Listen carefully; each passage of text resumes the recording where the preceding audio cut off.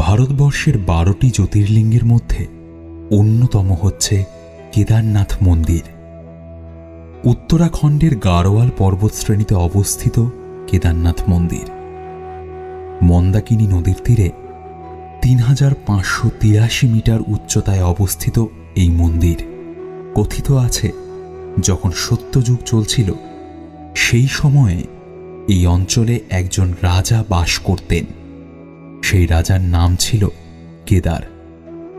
মনে করা হয় রাজা কেদারের নামেই শহরটির নাম রাখা হয়েছিল কেদারনাথ। আর এই রাজা কেদারনাথের রাজ্যের নাম ছিল কেদারখণ্ড। তবে নামকরণ নিয়ে যে ইতিহাসই থাকুক না কেন, এই কেদারনাথ মন্দিরটি ঘিরে রয়েছে অনেক অজানা রহস্য।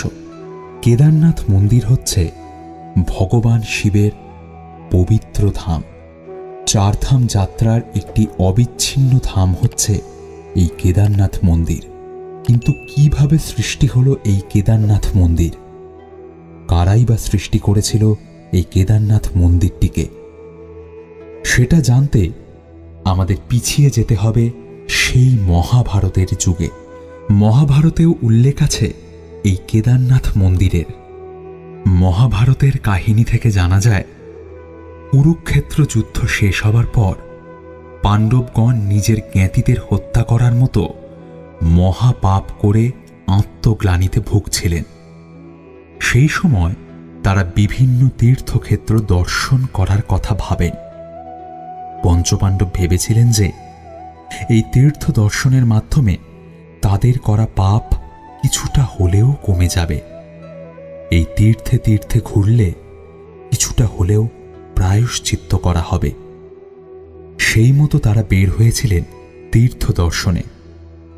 এক তীর্থ থেকে অন্য তীর্থে ঘুরতে ঘুরতে তারা এক সময় কাশী বিশ্বনাথে এসে উপস্থিত হন মহাদেবকে দর্শন করার জন্য।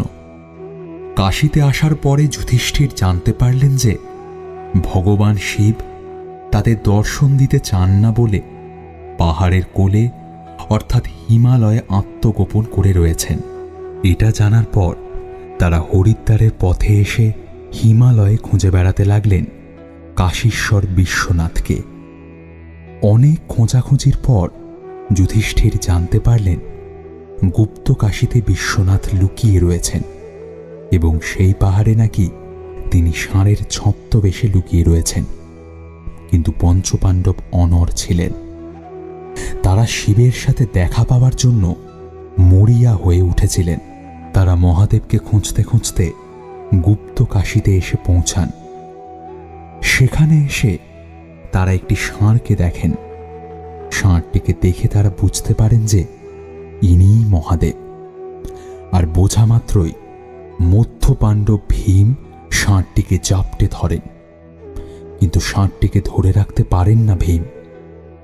ষাঁড়রূপী মহাদেব পাথরের ভূমিতে অদৃশ্য হয়ে যান। কিন্তু অদৃশ্য হওয়ার পরেও পঞ্চপাণ্ডব ষাঁড়ের কুঁচটি পাহাড়ি ভূমির মাঝে দেখতে পেয়ে যান।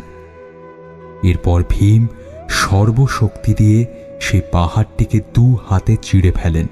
আর এর ফলে পাহাড় বিদীর্ণ হয়ে আসে ষাঁড়রূপী বা বৃষরূপী মহাদেবের দেহ। সেই বৃষের কুঁজ রইল কেদারনাথে জ্যোতির্লিঙ্গ রূপে। তাই কেদারনাথের শিবলিঙ্গ দেখতে বৃষের পিঠের কুঁজের মতো ত্রিভুজাকৃতি। যখন মহাদেব পাহাড় বিদীর্ণ করে উঠে এসেছিলেন তখন তিনি 5টি খণ্ডে বিভক্ত হয়েছিলেন। তাঁর নাভি প্রকাশিত হয়েছিল মধ্য মহেশ্বর রূপে, 2 হাত প্রকাশিত হয়েছিল তুঙ্গনাথে, মুখ প্রকাশিত হয়েছিল রুদ্রনাথে, আর জটা প্রকাশিত হয়েছিল জল্পেশ্বরে। আর এই 5 জায়গায় পাণ্ডবরা 5টি মন্দির নির্মাণ করেছিলেন।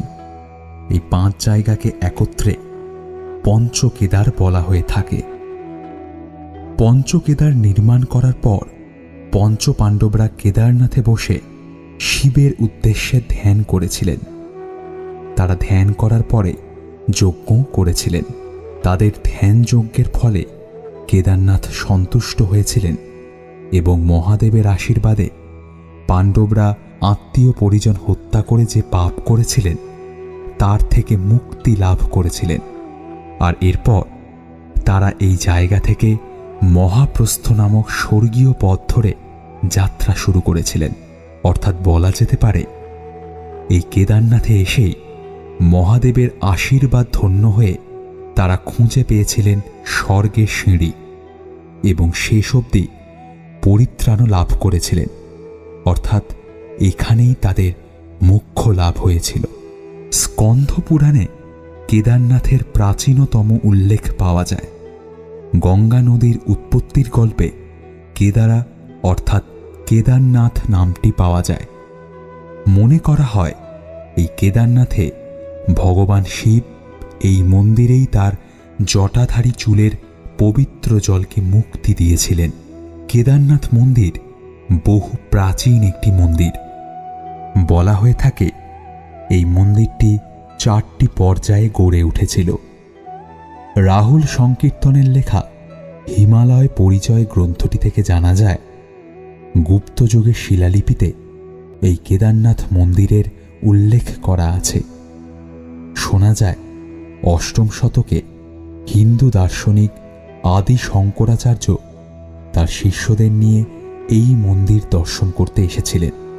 তবে গর্ভগৃহ সমেত পুরো মন্দিরটি পুনরায় প্রতিষ্ঠা করা হয় 11 শতকে। 12 শতকে মন্দিরটি সংস্কার করা হয় এবং 18 শতকে মূল মন্দির সংলগ্ন চাতালটি গড়ে ওঠে।